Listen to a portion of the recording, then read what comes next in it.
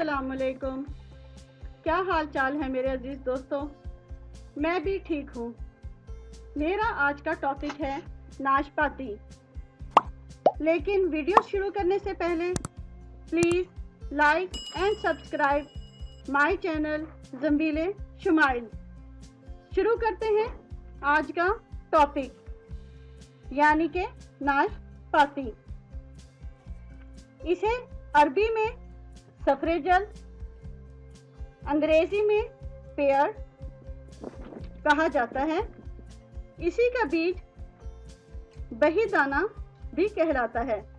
खालिस उर्दू में चूंकि इसे बही कहा जाता है, इसलिए इसे और इसके दाने को बही दाना कहा जाता है। इसके बीज कई बीमारियों में इस्तेमाल होते हैं और साल भर में मिल जाते हैं। इसकी शक्ल चूंकि दिल से बहुत मिलती जुलती है, इसलिए ये दिल के अमराज में बहुत काम आती है। तिब्बे नबवी में इसका एक ख़ास मुकाम है। तिब्बे नबवी में जो तिब हमारे नबी पाक सल्लल्लाहु अलैहि वसल्लम से हमें मिलती हैं, उनमें जो दवाएं और ग़िज़ाएं शामिल है, उनमें ये भी शामिल है। इससे दिल को तक़वियत मिलती है और इसे मुफीद भी समझा जाता है। यही वजह है कि दिल के अमराज के लिए इसे ख़ास तौर पर इस्तेमाल किया जाता है। डॉक्टर मैदे, जिगर और दिमाग के लिए इसका इस्तेमाल बताते हैं। मशरिक़ के अलावा मगरिब में भी मौलजीन के राय में इसे खाने से आंतें साफ रहती हैं, हज़म की ताकत बढ़ती है, खाने से ब्लड प्रेशर के साथ साथ मोटापा भी कम होता है। इसमें पेशाब लाने की सलाहियत ज़्यादा होती है और पेशाब के ज़रिए जिस्म में पैदा होने वाले ख़राब मादे और जहर खारिज हो जाते हैं। यही वजह है कि गुर्दों के वरम की शिकायत के लिए इसे ख़ास तौर पर मुफीद समझा जाता है और नाशपाती या दही को इसके लिए रेकमेंड किया जाता है। बाज़ अफराद के जिस्म में खार की मिकदार यानी तेज़ाबियत बेइंतहा ज़्यादा होती है, उसके लिए भी इसे इस्तेमाल किया जाता है। इसके इस्तेमाल से जिल्द की सेहत अच्छी रहती है। यही वजह है कि इसे फेफड़ों के लिए भी इस्तेमाल किया जाता है।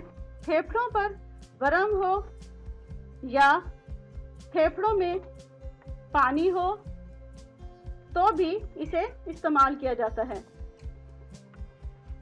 जिल्द की बहुत सारी बीमारियां इससे ख़त्म होती हैं, जैसे फुंसी, फोड़े वगैरह।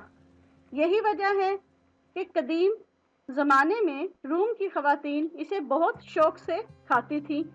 इसके खाने से ख़वातीन की जिल्द साफ सुथरी और मुलायम रहती है, उन पे फोड़े, फुंसियाँ वगैरह कम होती हैं, पिंपल कम निकलते हैं और इससे बहुत ज़्यादा चमकदार जिल्द हमारे सामने मौजूद होती है।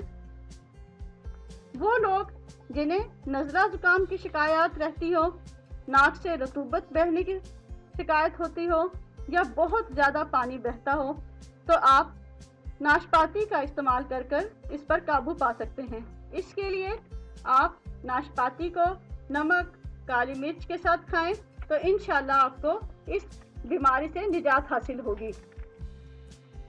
इसके अलावा इसका मुरब्बा भी आम तौर पर मिलता है। शरबत के अलावा इसका मुरब्बा दिल की घबराहट के लिए बेइंतहा मुफीद होता है। अगर आपको बहुत ज़्यादा घबराहट हो या आप घबराहट के मरीज़ हों और आपको अक्सर ये शिकायत रहती हो, तो आप इसका मुरब्बा इस्तेमाल कर सकते हैं। इसका मुरब्बा आम तौर पर टीन के डब्बों में भी आता है, आप उसे भी यूज़ करें और अपने दिल की घबराहट से निजात हासिल करें। अब हम इसकी न्यूट्रिशन की तरफ आते हैं। इसमें विटामिन ए, 20 बैन अल-अक़वामी यूनिट होता है। विटामिन बी थियामिन 0.2 मिलीग्राम होता है। राइबोफ्लाविन 1 मिलीग्राम होता है। हयातीन या विटामिन सी 4 मिलीग्राम होता है। प्रोटीन 8 मिलीग्राम होता है।